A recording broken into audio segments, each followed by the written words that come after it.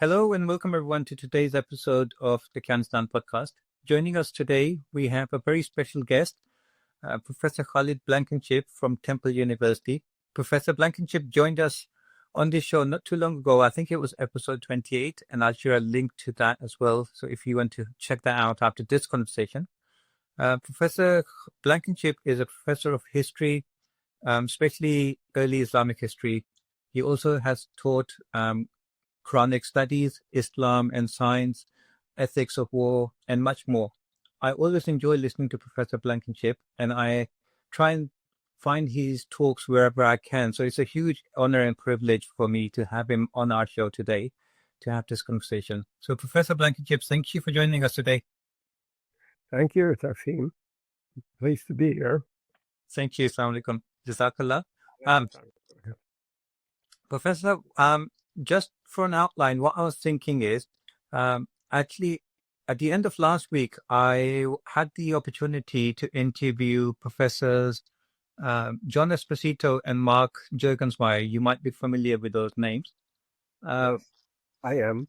It was very interesting. So basically, what we talked about is we were trying to see if we can put the Middle East culture, society, religion, in some metaphysical kind of context to see if we can find a pattern or a sense of what's going on, build a narrative to understand what's happening in the region. And so we looked at the culture, the way states have been formed in the Middle East, religion, sectarianism, forces of nationalism, division, and all of these things. And then we try to kind of see if we can identify how all of this is shaping the Middle East, but also especially in terms of Gaza, where all of this is leading us. So I was hoping maybe to have a similar kind of a pattern today, but maybe in reverse. And maybe if we can start by looking at Gaza. The situation in Gaza is horrendous and it's getting worse and worse day by day. And there's no way I could have, like, in my worst nightmares, imagined a scenario where such atrocities could be committed in daylight in front of live camera. And the world is just kind of sitting by watching it all unfold. Within all of this also, Professor, I mean, if you look at all of the sides, I just can't see the end scenario. How will all of this ever end? Because Israel says that Israel feels more vulnerable after Hamas attacks and is lashed out as a result. Despite the rights and wrongs of that, the fact is that whatever Israel has been doing, it hasn't in any ways made it more secure long term, because despite the destruction, the chaos that is bringing not just to Gaza, but also to the region at large, Lebanon, Syria, Yemen, Iran, all of these countries are being afflicted by what Israel is doing. But it's not making Israel secure, because Israel hasn't been able to defeat Hamas, let alone Yemen, let alone Hezbollah. None of those forces are defeated, apart from obviously in Syria, we don't have Bashar al-Assad anymore.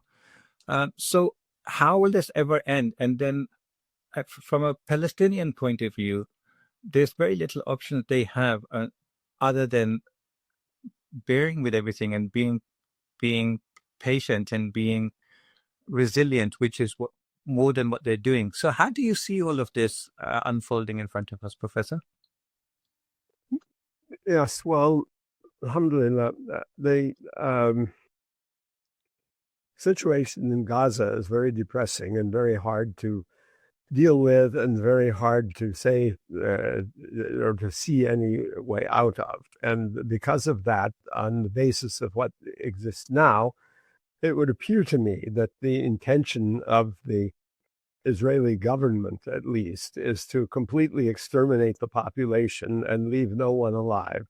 Or, in a milder version of that, perhaps leave a few people alive. One of those settler movement leaders, Ben Gvir, or the other one, I can't remember said that early in the conflict, something like Gaza with 200,000 people would not be like Gaza with 2 million people. So maybe that would be their idea, to reduce the population like that. It doesn't appear to me that they have any intention of expelling the population to Egypt or something. I don't really think that Egypt's reaction to a forcible expulsion would be something that would concern the Israeli leadership to the degree that they would reject it. I think rather that they would fear losing control of the Gaza population once it was outside of their area.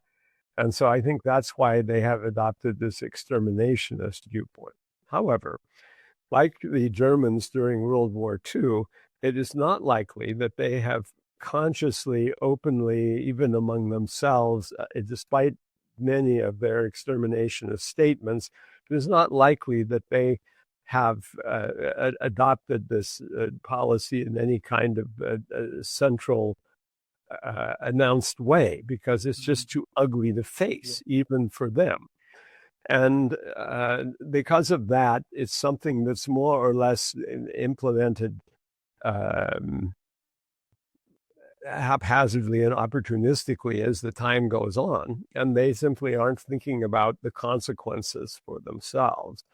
So the Palestinian population of Gaza is rather hapless and not able to get out of that. And people who have objected about the surrounding Arab states not doing anything and so on, they can't.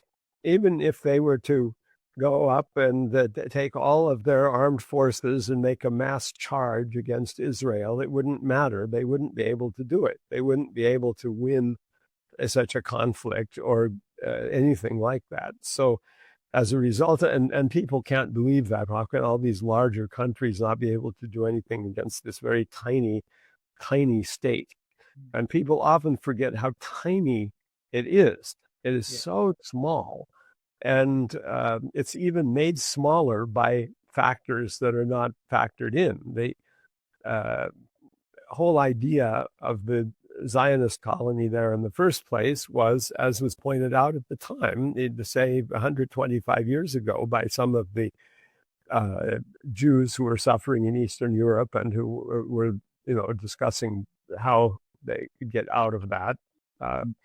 It's not big enough. It's not enough. It's not enough territory. It's not enough area, and it's resourceless and arid. And that's how it is. It's a very small thing. So it's obviously maintained by outside resources, which if they were withdrawn, it couldn't be maintained. It wouldn't be able to be maintained. And all of that makes the Israeli side, interestingly, I think, filled with despair. And they compensate for that by not allowing it to rise to their consciousness and proclaiming rather, we're winning, we're victorious, and things like that. And all of that hides a feeling of defeat, even if they don't have a feeling of shame. In fact, the paranoia kind of cancels out the shame, and that helps to make the massacre possible, sadly. Hey there. I hope you're enjoying this episode. Let me just take a moment to introduce our sponsors for today. This episode is kindly being sponsored by the Worldwide Listings Company Limited, or WLC for short. WLC is a complete A to Z Amazon account management service.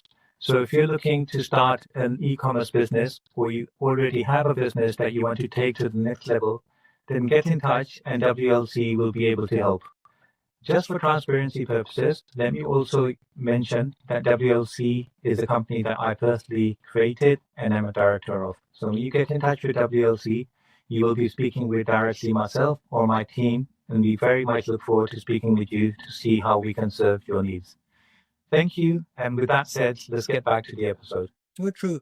Professor, in some ways, I completely agree that all the regional countries, even if they wanted, they couldn't do anything against Israel militarily, maybe. But surely diplomatically, they can do a lot more. I mean, given how Trump visited the Middle East and so much money was spent by Saudi Arabia, by Qatar, by UAE, and given the fact that Trump didn't even visit Israel.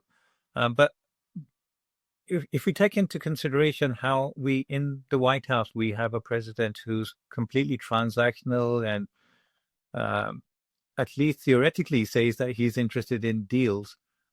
If they had this at the top of the agenda and put pressure on, surely they could at least bring USA to end this conflict, even if they don't abandon Israel, because Trump already did put a ceasefire in place before he even came into the White House. So if there was enough interest there, is that the case? Do you think that the Middle Eastern countries aren't doing enough diplomatically, or do you think that the USA is just not able to listen because of the forces inside White House, inside the system of the USA, that doesn't allow them to go down that direction? That is a tremendously interesting and complicated question. And the whole thing is actually very complex. Obviously, the entire history of the earth, no situation like this, quite like this, has ever existed before. The closest parallel I can think of is the French colony of Algeria. Yes. When the French were in Algeria, there were the colons in North Africa who, for a period of time, and not that long of a time either, during the Algerian War of Independence, which lasted something like 7 or 7.5 years, the colons in Algeria were 1 million people, were running the 50 million people at that time that were in France.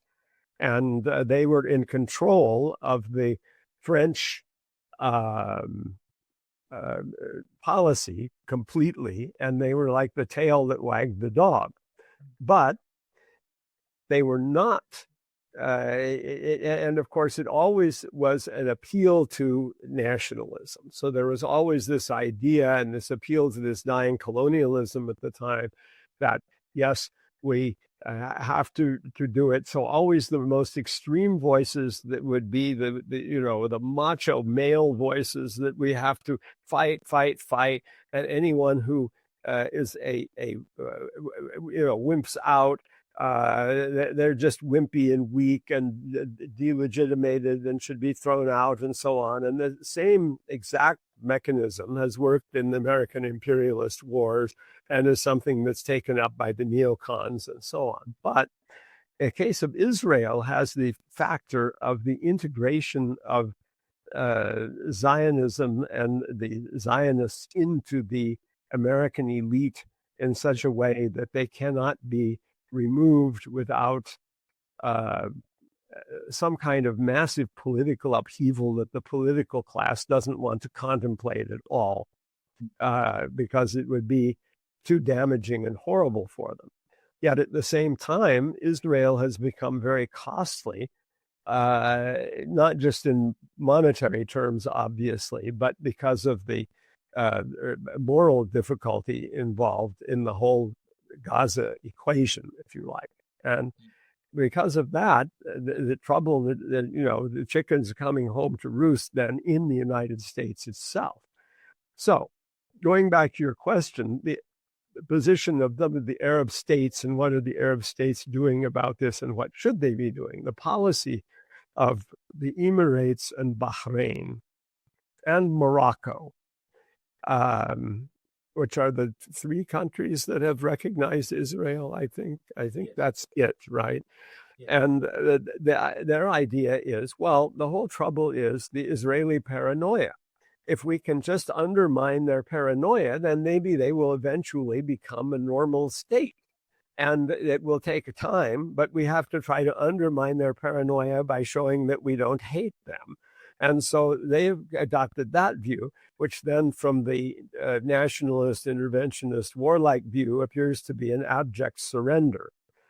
And with, the Emirates sitting on a huge sovereign wealth fund of $3 trillion or something, I don't think they are seeing anything as being a surrender. I think they are doing these policies because they want some kind of peaceful end to it in the future. That said, I don't support that viewpoint either. I'm just observing, and actually far be it from me to say, do this, do that, because it's a conundrum. It's a very difficult thing. Morally, there's this massacre going on, which should be stopped immediately, and the people should be rescued, and so on. And then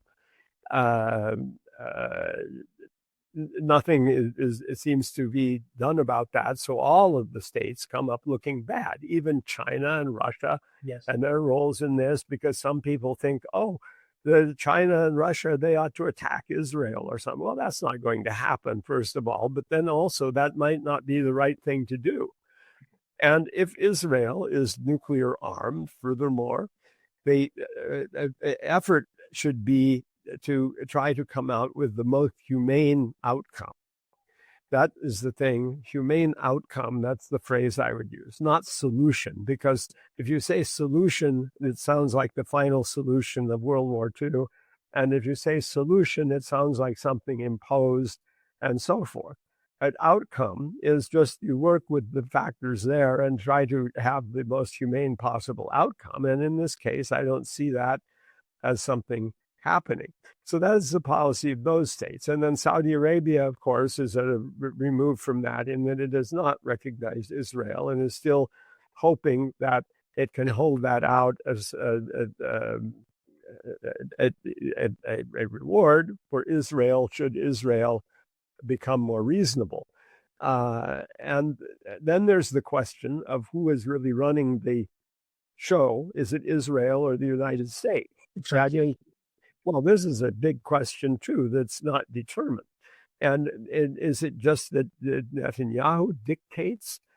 And that's very complicated, and it's not clear. And we can't know either because there are a lot of hidden factors in it that we can't know about. We can't know what exactly the relationship between Netanyahu and his big backers in the United States and in the rest of the Western world is.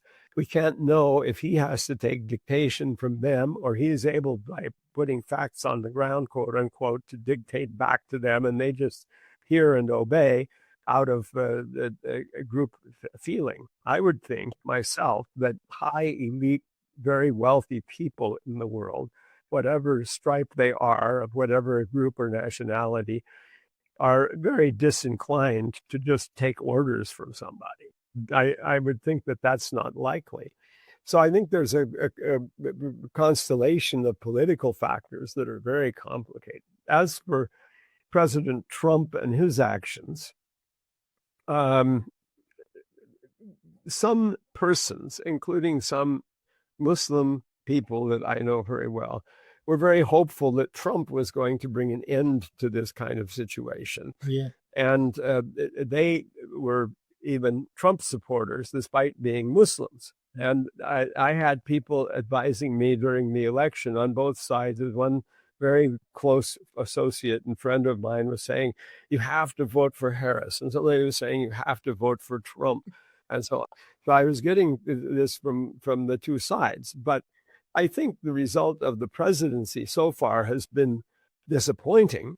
But the excuse of people who are Trump supporters that believe in Donald Trump himself is that, well, Trump is just one person and he's working against all these old hacks whom he has to employ, and they are undermining his policy and refusing his orders and so on. And being him very political, he is not going to do things that don't work.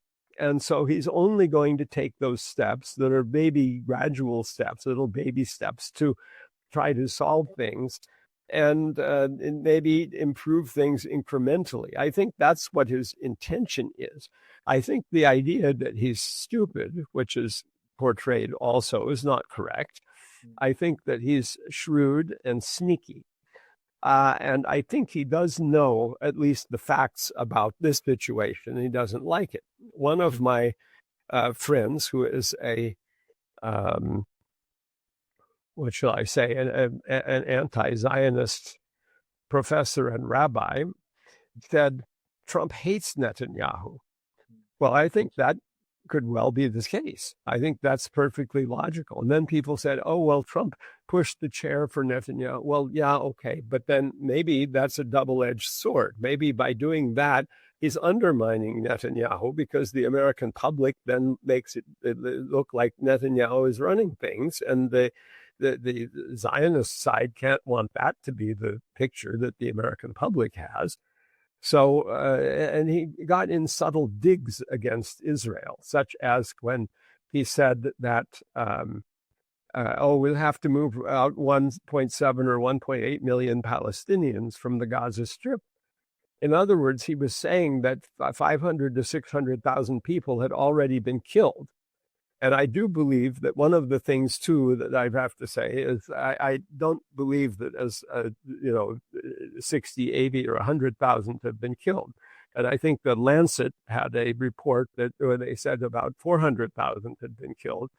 And I believe that the toll is more like 600,000 to 1 million so far. So maybe a third to a half of the population of the Gaza Strip have already been killed.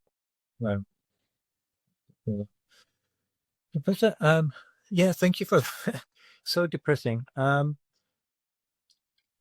I look at it, I think in the long term, I see things improving because of the fact that Israel has not been able to succeed militarily on the battlefield, whether that was against Hamas or Hezbollah. Even though they decapitated Hezbollah was still, even in the last battles, able to defend the villages in the south of Lebanon.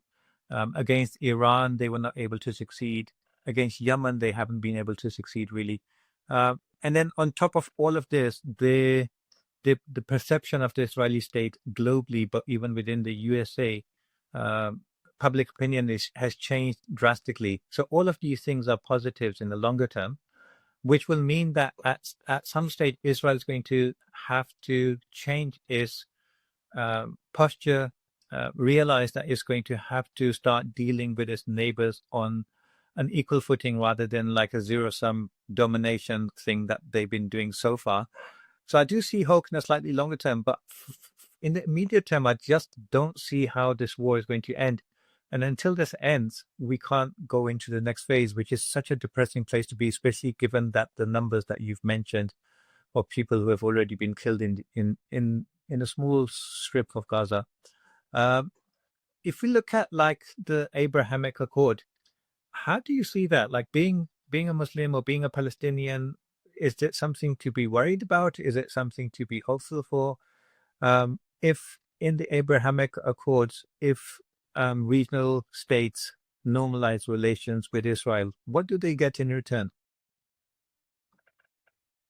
Well, to to work somehow to put aside Israeli dominationism in the area. And the trouble is, the Israeli nationalists feel that they have to be dominant, that they have to maintain the upper hand. And the Hamas attack of October 7th brought out that they weren't in control, and they have to be in control at least of the Palestinians, even if they cannot be in control of all the other states. And ultimately, they really cannot be in control of the other states outside. So they have to remain in control of the Palestinians. That's the problem. And having done all of these things over a period of 140 years, because we could say that the aggressive Zionist colonization of Palestine is about 140 years old. It predates the first Zionist Congress in Basel in 1897. It goes back to 1881. And there were some Jews in Palestine before that as well, but there was no Zionism. And so the Zionist nationalism, which came right out of the nationalist book. So it was a nationalist thing. The Zionist nationalism is like all other nationalisms. And nationalisms are exclusionary by their nature, and they're also dominationist by their nature. They dominate what they can. And so that then puts the people into their difficulty. And the anti-Zionist Jews, who are those that completely disavow the idea of a Jewish nationalism and Jewish state and say that it is inimical to the Jewish religion, such as the Satmar Hasidic Jews of New York, and other groups too, the majority of whom are more liberal, secularist-minded people, but some of them are also Orthodox, ultra-Orthodox, and so on. From their point of view, having a state is like having an idol, and it's kissing the idol. So it's kind of state worship, and this becomes something inimical to the religion, in fact. And that, in fact, concurs with my view. I think nationalism is itself a religion.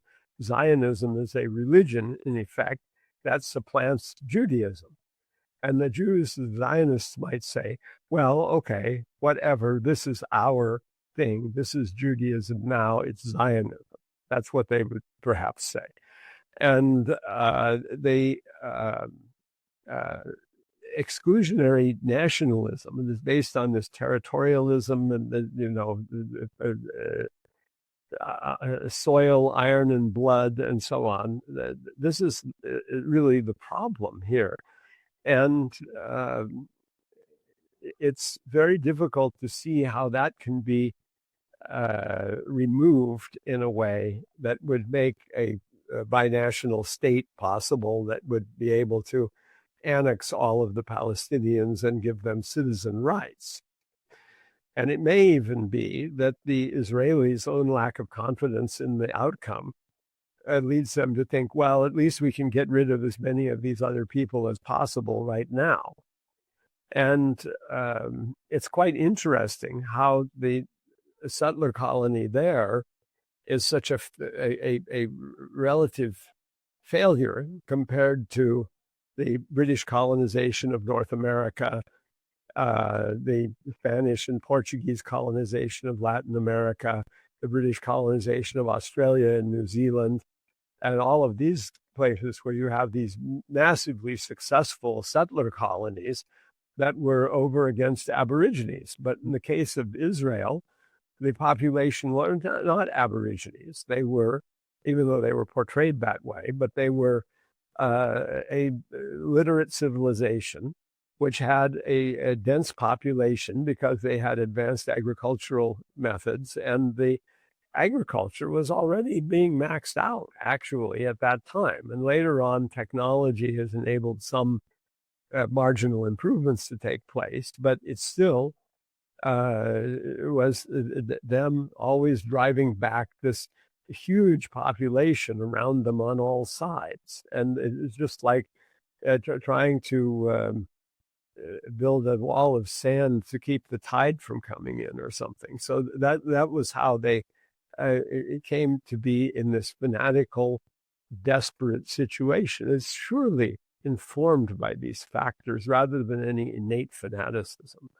And then there are people who will say, oh, it is because of the, Judaism being a nationalistic religion that they are on the attack and they always have this idea of superiority, blah, blah, blah. Well, no, actually, that's not, I don't think, correct. I think we have to look at it in the context of it being something more normal, in the sense of it being what any nationalism would do put in that situation.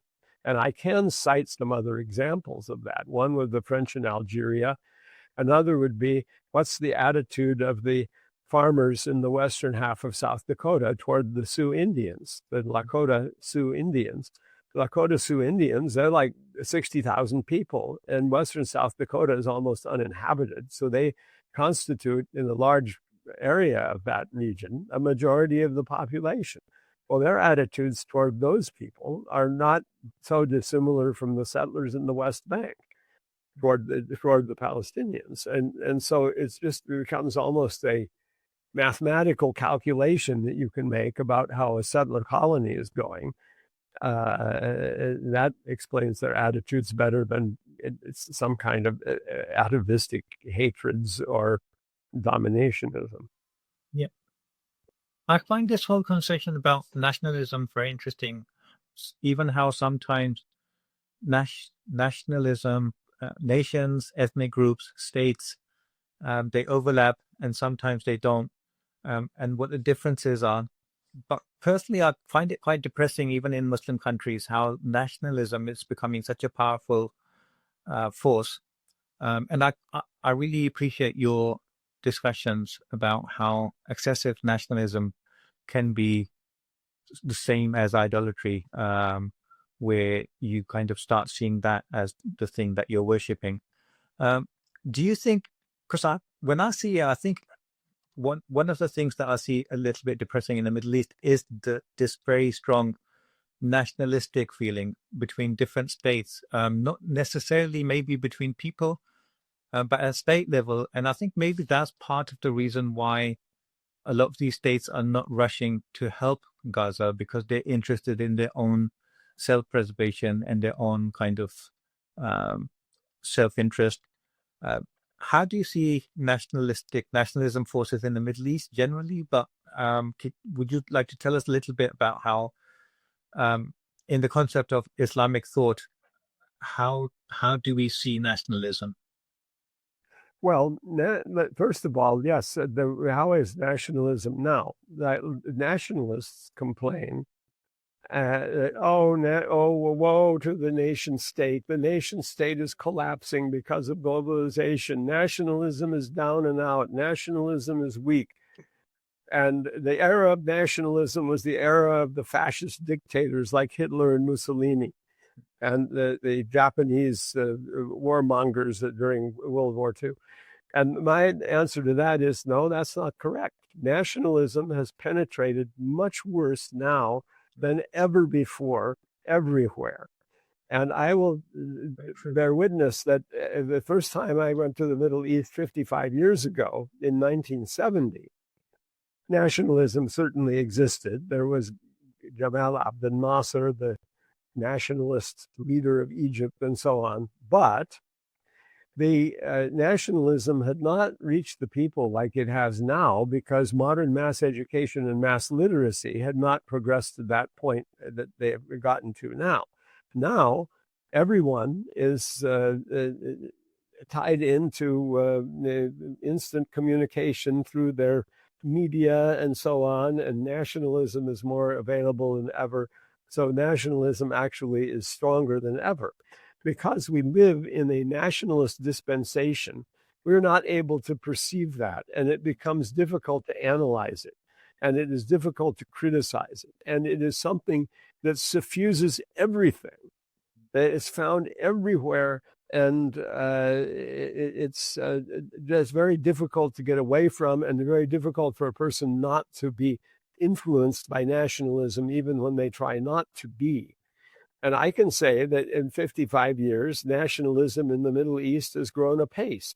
I mean, if you look at Saudi Arabia, for example, under King Abdulaziz, he had all of these foreign Muslims that he would bring in and have them there as advisors. And when the oil wealth started coming in, they maintained them and so forth.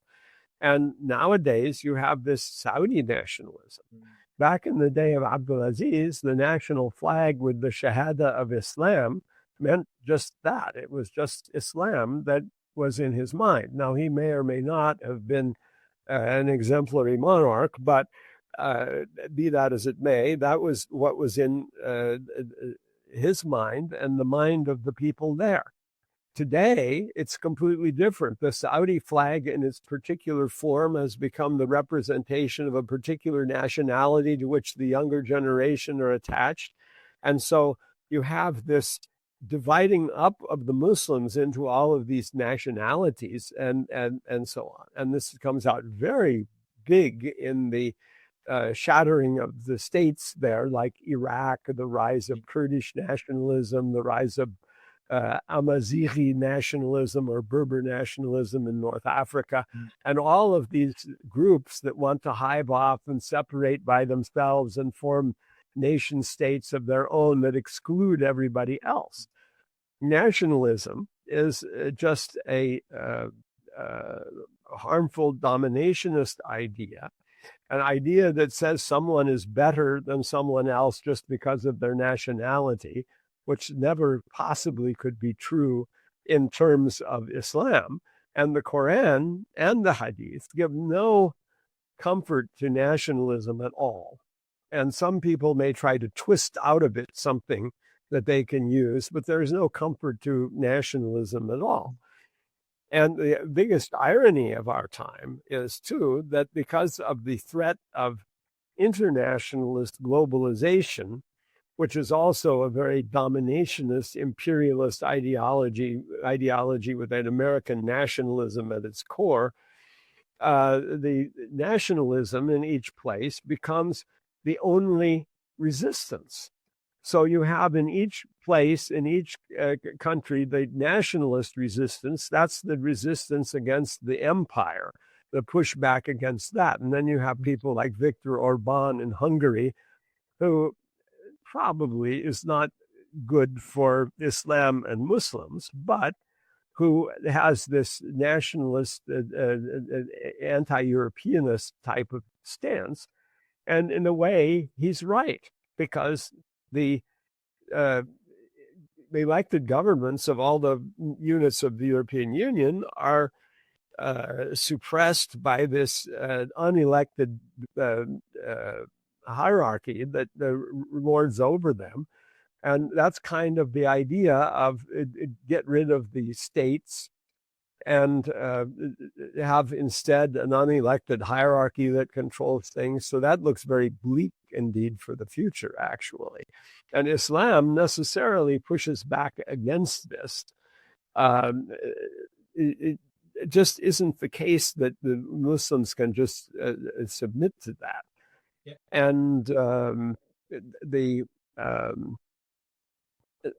there's no favor given to in Islam to one nationality over another. And there's the famous farewell address of the Prophet ﷺ, who said that there's no favor to an Arab over a non-Arab, and so on. And the idea of that, like if you'd actually take Iran as an example, Iranian nationalism is terrible. It's a raging torrent.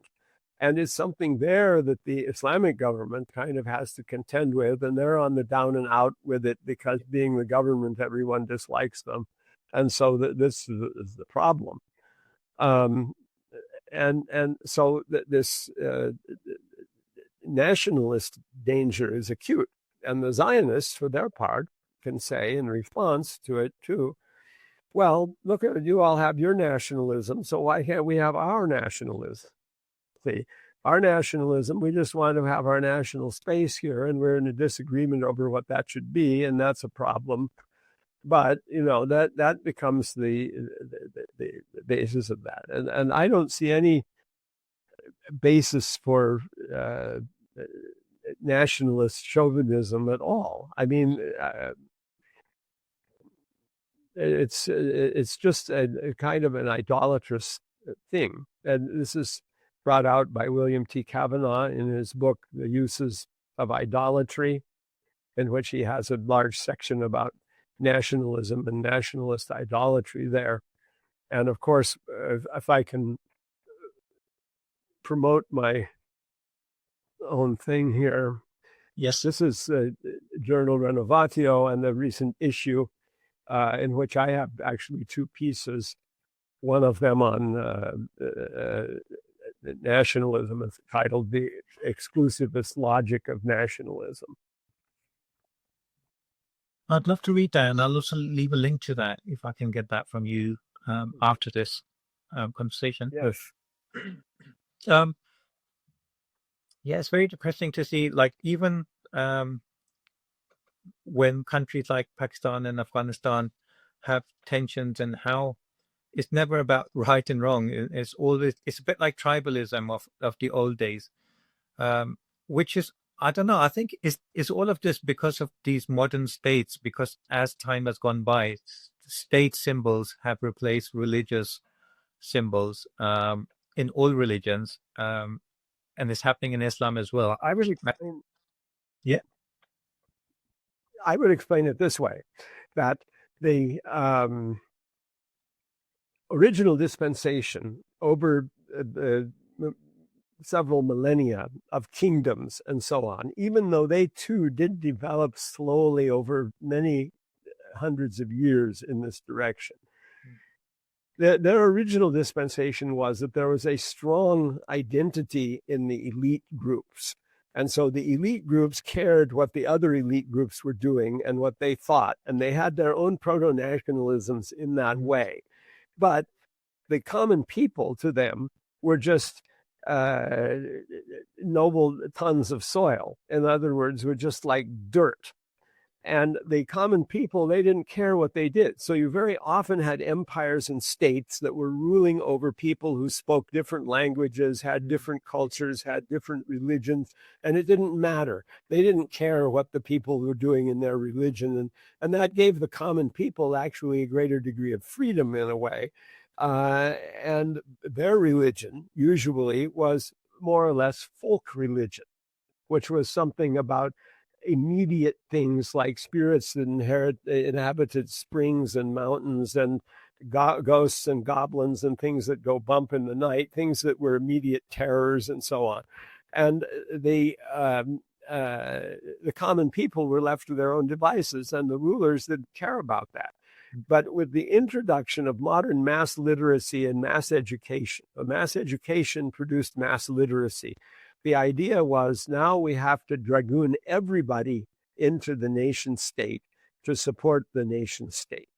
The original nationalism consisted of 7 precisely identifiable nation states that were in place by 1600, over 400 years ago, namely England, France, Spain, Portugal, the Netherlands, Denmark, and Sweden. That is a closed group. And that was the original constellation of nation states. And it's highly interesting that of those 7 states, 5 of them are still monarchies at this time, to this day, just like they were back in the day, which shows an awfully huge continuity and stability. And all of the great colonial empires derived out of these states: Portugal, Spain, France, Britain, and the Netherlands. Denmark and Sweden, not so much. But the other 5, those are the primary imperial states. And the only other country that was able to make an overseas colonial empire was Germany, briefly. And of course, they, as an upstart, were shoved aside and had their colonies stripped after World War I, and so on. So anyway, from this constellation of Aboriginal nation states, nationalism gradually marched eastward. In the Napoleonic Wars, it infected Germany and Italy, and then they united during the 19th century to form the 2 nation states of Germany and Italy, and then it marched east. And when nationalism came, not as something developed organically in the place as it was in the 7 Aboriginal nation states, but rather as something that came in with modern mass education and mass literacy into all these mixed areas, it was just disastrous. And actually, Zionism arose out of that. And Arab nationalism, too, it arose out of that, very slowly and reluctantly at first. But now it's been a roaring cause for over a century. So these, and then the specific nationalisms of the individual states. So the nationalism linked up the idea of the people and state. And so the people became subordinate to the state, and the state was what the people had to support. So that became a kind of idolatry where they were building up the state, which was a material thing, albeit not a physical material thing, but something that consisted of physical material pieces. They were building up this state into an idol, which was worshipped and which displaced God from his throne in Judaism, Christianity, and Islam. Do you see this this trend reversing at any stage, especially in like Muslim countries or Muslim cultures? Because if this is something that's against the concept that is taught to us in Islam, and it is. And we hope that there will be a time when Islamic teachings will be more pure and closer to the essence sometime before the end of the world, because of the fact that the teachings that have been given to us from the Quran and the Hadith are things that are beneficial to humankind. So if they are beneficial to humankind, and if we go against them, they will be leading towards destruction. And at some point, do we realize what we're doing, and do we reverse course? How does that happen in this current framework that we're talking about? Well, Islam retains its appeal and always will, because Islam explains the situation that people are in, actually, in this world, in the simplest and most complete terms, and with the least added complexities. And so when we add additional complexities about the worldly situation, which include not only ghosts and goblins and things that go bump in the night, but also various deities and so on, it complexifies things in an unnecessary way. And Islam is clear and plain in its message of one deity, one God, one Allah, who is ruler over the universe.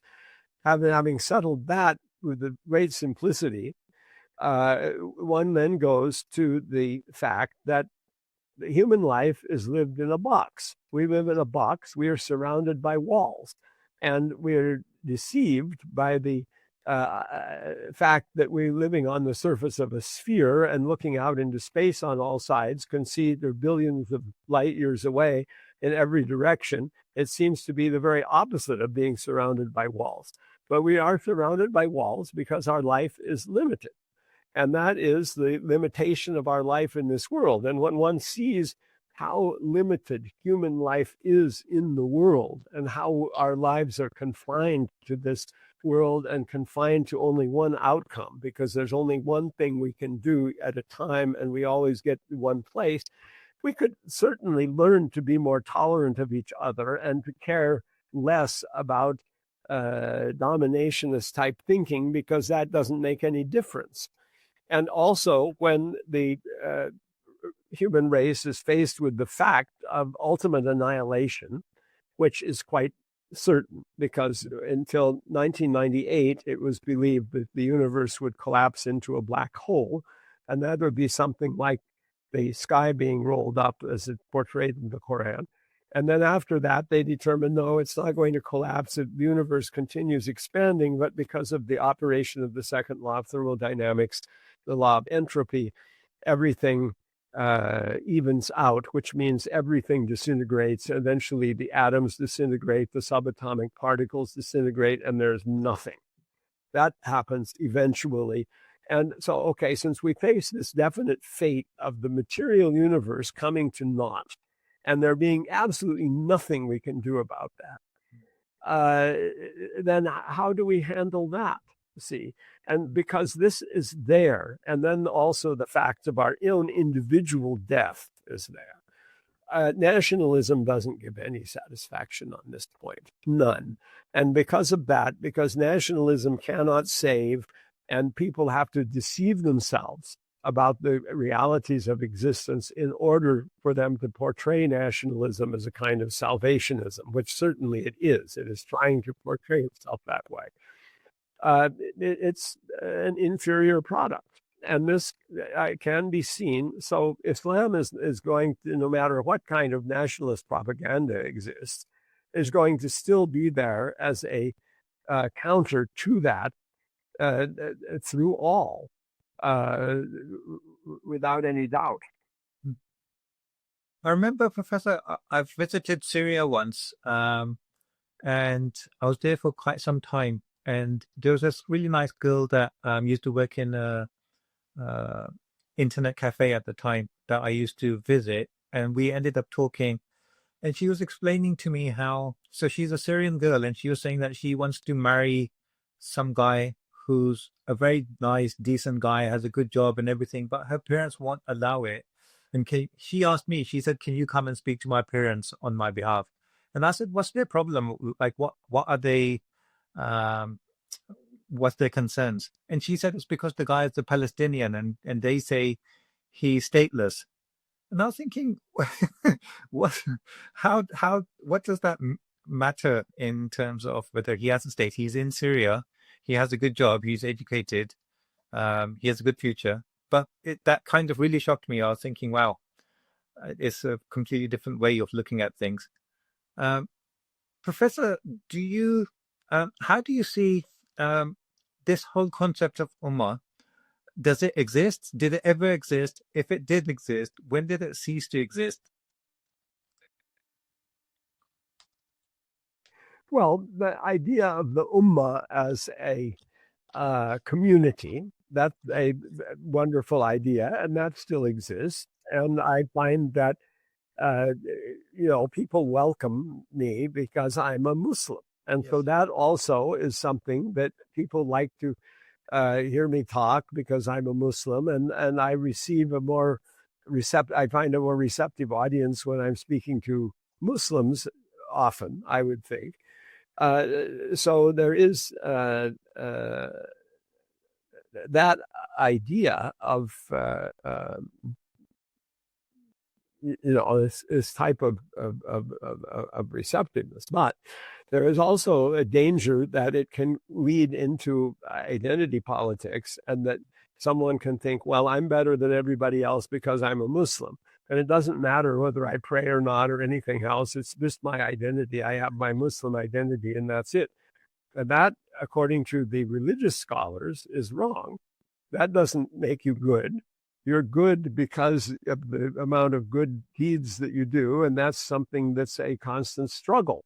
That's what the struggle is, and especially al-jihad al-akbar, the greater jihad, is the struggle to achieve excellence in God's path. And that is not something that is solved by identity politics, and so on.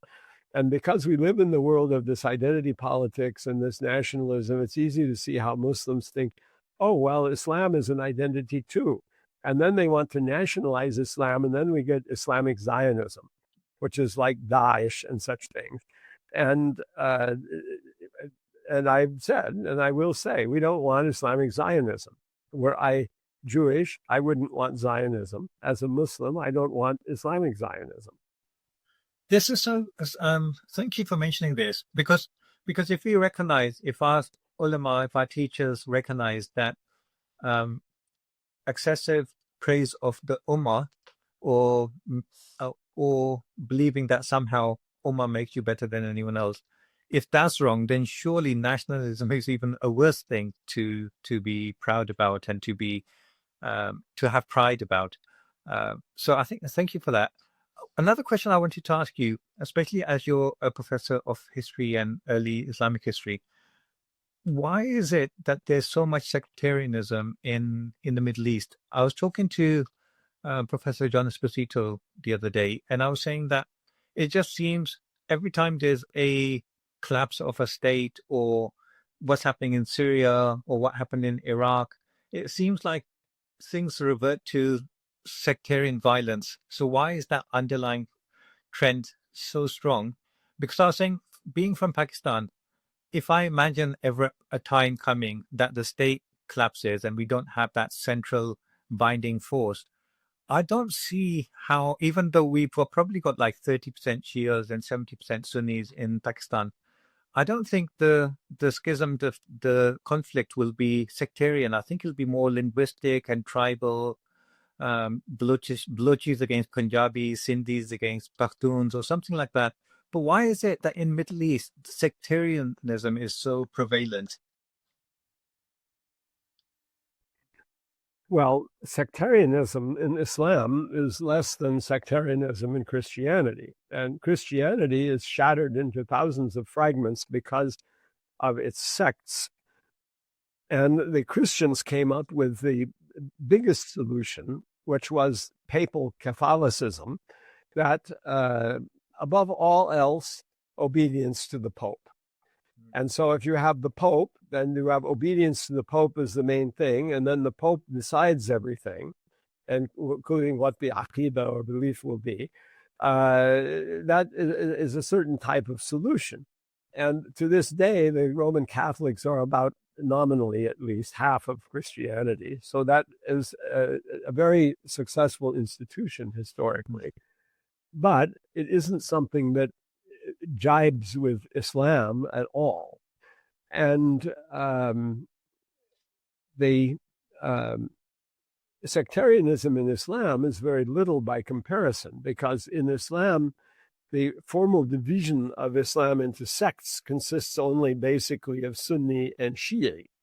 And then the Shia, because they're defined somewhat in a hierarchical way, at least originally they were before the disappearance of the various imams. And I guess some of their groups still have the imam, like the Ismailis who have the Aga Khan and so on. But because they had different lineages of imams, so that divided them into several groups. And you have the 12ers, the 7ers, and the 5ers, so to speak, the Jafari and the Ismaili and the Zaydi varieties of that, which are different, you could say, sects to some extent. But the Sunnis, they kind of don't divide into sects per se.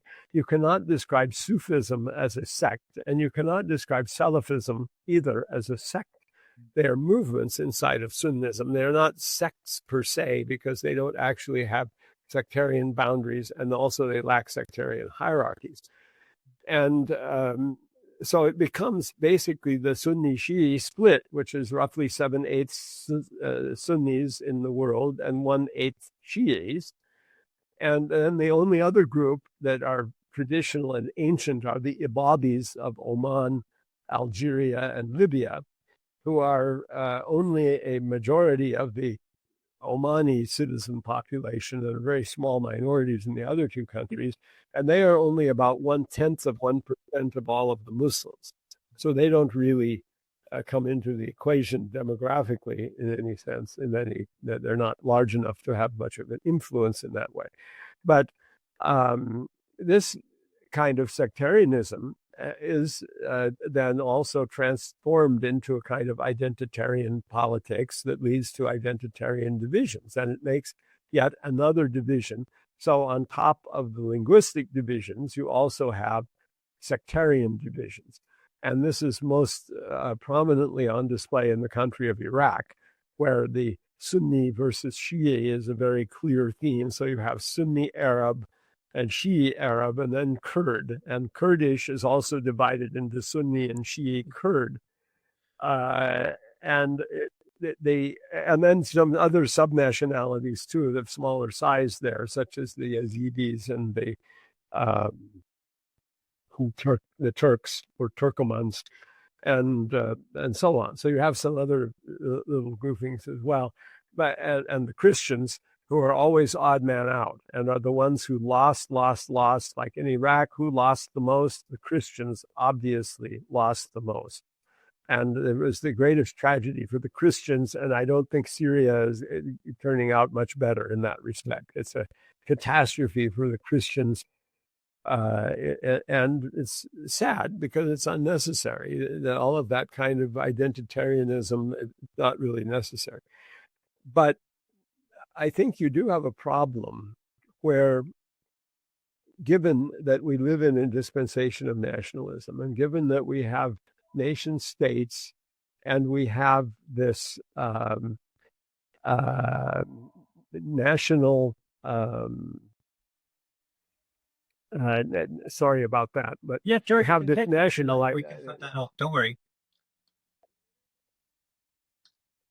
Well, I guess my got picked up. So anyhow, going back to this, when we talk about this dispensation we live in, that is a national dispensation, nation states which preside over ruling governmental structures that have replaced the type of governmental structures that existed before and are far more intrusive and less ramshackle than, say, old kingdoms 400 years ago were And we have this mass education and mass literacy, and along with it, the problem of, well, what are we going to teach in the schools, and how are we going to teach that in the schools, and so on. This confronts us with a huge organizational problem, because if we simply say, oh, well, we'll just have an Islamic state and have Islamic nationalism, no, then you have Islamic Zionism. We don't want that either. But then what do we have, and how does it work that we have something? Because we have to have a state in it. It's going to be a state form in order to maintain human life at the status that it's maintained now. Either that, or we have some kind of apocalyptic catastrophe where most of the human race dies. And after that, the blame that would be around for causing that and so on would lead to some completely unknown future dispensation that we can't really easily imagine, because even people who think they're planning for something like that, they have no idea. So in this, we have to have some kind of cooperative state. And the idea of having a cooperative state that does not try to be centrally dogmatic in its education is something better than having something that's trying to inculcate some kind of statist ideology, the state worship that is what we have in the nation state generally. And unfortunately, the nationalism is raging everywhere. And even here in the United States, when the right wing are talking about, well, we have to, throw out all this political correctness and all this criticism of the American history, and we have to give a sanitized version of American history where it's all heroic and so on. Well, that's just kowtowing to this nationalist idea, and that's not something we can buy either. Do you think sectarianism in Middle East is also further kind of charged because of the Islamic Revolution in Iran that took place? Because a lot of Sunnis kind of blame Iran for trying to export their revolution into their areas. Do you think this is like a modern trend without before that? Do you think things were quite different in the Middle East? I think all of the autocratic regimes thought that Iranian revolution threatened them. And so they chose to make it into a discourse about sectarianism when the Iranian revolution sought strongly not to have that happen. And the Iranian revolution sought strongly to say, Ya ayyuhal muslimun ittahidu ittahidu. Oh, Muslims, unite, unite. But in the execution of that, they also were not able to come up to that level themselves. And the Iranian state definitely also produced an Iranian nationalism that is raging now and has all of these, ridiculous harkings back to ancient Iranian empires and so on, and want to diss Islam. So, Professor, what I was about to say is, that was very interesting what you were saying about Iran, and how it was more that the neighboring states, the Sunni states, were feeling threatened by the revolution, rather than the Iranian revolution itself trying to be expansionist. So that was very interesting. I will look into. Well, it was trying to export the revolution, but no doubt, but not in order to acquire new territory. It was just trying to, revolutionize the Muslim world as a whole. That was a part of the idea, and they took their own suffering under the colonization of the American-sponsored Shah as a paradigm of that kind of struggle. And then they also put that into terms of the struggle of Hussein and so forth. And so they had a kind of paradigmatic struggle, and they thought the paradigmatic revolutionary struggle can be carried on everywhere.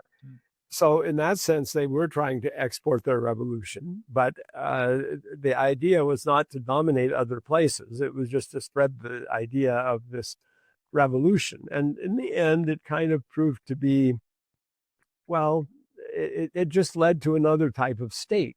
Yes. And also definitely a very national state, without any question. It's really interesting because I have had a number of guests on this show who are anti the Islamic revolutionary Islamic government in Iran. And one of the main grievances they have is that the Islamic government in Iran is less concerned with the nation of Iran and more concerned about Islam. And for that, they're willing to sacrifice Iranian nation for the sake of Islam. So I was thinking that's quite interesting in the context of what we've been talking about today. Well, again, that would have multiple possible explanations. Like they would possibly be people who favor, trying to return to the fold of globalization and world capitalism. Yes. And so they object to Iran carrying on an anti-Zionist course. So that could be a thing, that they would rather, come to terms with Zionism and so on, not maybe in a way of total surrender, but in a way of coming to terms with that, and therefore not carrying on that type of policy. And then internally, every country faces what the German philosopher Jürgen Habermas called legitimation crisis, which is the title of one of his books. And that is another conundrum or problem of nationalism, which is nationalism is a kind of salvationist ideology. And yet salvationism is always predicated on the idea that there's some salvation in the end. In Islam and other spiritual religions, the salvation is otherworldly and happens after death and in another world. So the leaders and rulers of the time do not have to deliver this salvation, but rather it's something that comes about later. Whereas nationalism, because it's fundamentally materialist, has to deliver salvation in this world. And in doing that, it cannot, because worldly utopia cannot be reached. And so consequently, it has to say, well, we're working on it. And we're working toward a utopian nation state that will have a utopian thing. And the best way that they can use to deter criticism is to say, well, we're beset by enemies. We have, and then they demonize the enemies, and the enemies are the problem. So they always demonize somebody in opposition to themselves. And by that way, they avoid public hatred from boiling up against them because of their own failure to deliver the goods. And they always will fail to deliver the goods. And what we have now is this world crisis of late capitalism, where the people have been given this idea of rising expectations that everything's going to be paradisical in the world. And then the actual result is impoverishment, that things become more impoverished and become worse. This is why you have, as part of the world propaganda, science fiction and space opera, such as the very famous Star Trek and Star Wars franchises, but in addition to a lot else of that. And that's also why you have Elon Musk going on about Mars, which is, just a total ridiculousness of cosmic proportions, of one of the great stupidities of the human race's history, in that Mars is uninhabitable, and it is not, even though it is the quote, the most Earth-like, unquote, of the solar system's heavenly bodies, but that isn't saying much. And it has, the atmosphere of Mars is the equivalent of no atmosphere at all. The soil of Mars turns out to be poisonous perchlorates, so the entire dust and soil of Mars is poisonous to not only humans, but to all life forms, basically, with maybe the possibility, exception of a few extremophiles. And the mass of Mars is only 11% that of the Earth. So it's just absolutely, not possible. And then they would say, well, why didn't they inhabit and colonize Antarctica? Or they might as well colonize the moon, which is closer, and that's, an easier place to access. And they say, oh, no, Mars is more Earth-like. Well, hardly. It's more like the moon, actually. I mean, it's a little bigger, but otherwise it's very much like the moon. So in any case, that is just to divert the public's attention from the kind of crises they're in, and also maybe the tech billionaires themselves, as featured in Douglas Rushkoff's book, The Survival of the Richest, Escape Fantasies of the Tech Billionaires, that they have the idea that they want to save themselves by getting off of the planet into some other place because the earth is too much of a mess, something like that. Well, because they can't deliver on the promises of nationalism and the nation state. So all the nation states are in a perpetual crisis of legitimation, which is part of the present day crisis that everyone rushes into. They are all facing this. Very good. Professor Blankinship, I love speaking with you when we have the opportunity. I love listening to your talks whenever I find the link. Every time I listen to you, I think there's like a million things that I could discuss with you, given the opportunity, from Sufism to the Algerian Revolution we talked about, the relations between Morocco and Algeria, the talk about revival of the Khilafah movement, and all of these different things. I'd love to have you back, but I really, really think that Professor Blankinship, you should really have your own podcast channel. I think reading some of the comments of the talks that you've presented, so many people are always saying that it's always such a pleasure to listen to Khalid Blankinship, and it's a shame that there's not a lot of recent videos online. So if I can convince you, and I'd love to help you with that as well if you want, but you should have your own website or your own podcast channel. I know you're a very busy man, but it would be very popular. Well, alhamdulillah, it's nice to hear that, but it's true that I have never put up any video of myself online whatsoever, that all of the videos online of me have been put up by others, that the majority of them consist of 4 lectures that I gave at Dar al-Islam in New Mexico in around the year 2000. Wow. That were recorded by a company then called Astrolabe that existed. And later on, those were only placed on YouTube, but they've also been chopped up into little bits and put on YouTube, so they multiplied. And so there's a lot of videos of me that are just that, and right. That's it. Yeah. And but I could consider that, trying to do something like that, because you aren't the only one who said something like that I should do more. Well, let's talk about it, because you have such a wealth of a treasure of information, and mashallah, such wisdom that you have. That you just mentioned, I can address all of those. Yeah, and I would love to talk to you about all of those. I have thoughts immediately about them. Because yes, I've heard you touch upon them, and I obviously forgot to mention Quran and science, but there's so many topics I'd love to talk to you about. So let's have this conversation offline, and I'll definitely love to have you back as many times as I can on my channel. But I think it'd be really a big resource for people out there if they can have access to you on your own channel, and then maybe we can even have live audiences at some stage. Yes, well, I'll consider that and look into the possibilities of it. Okay, so thank you so much for your time today, Professor. I know you have another meeting today. I hope I haven't eaten too much into your time. No, it's fine. If you have, in the meantime, please email me if you have any links to any of your publications or books, whether they're on sale or whether they're available in other formats.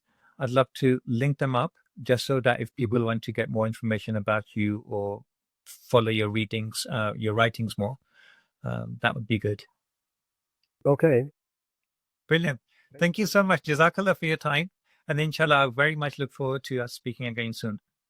Okay. Assalamu alaikum.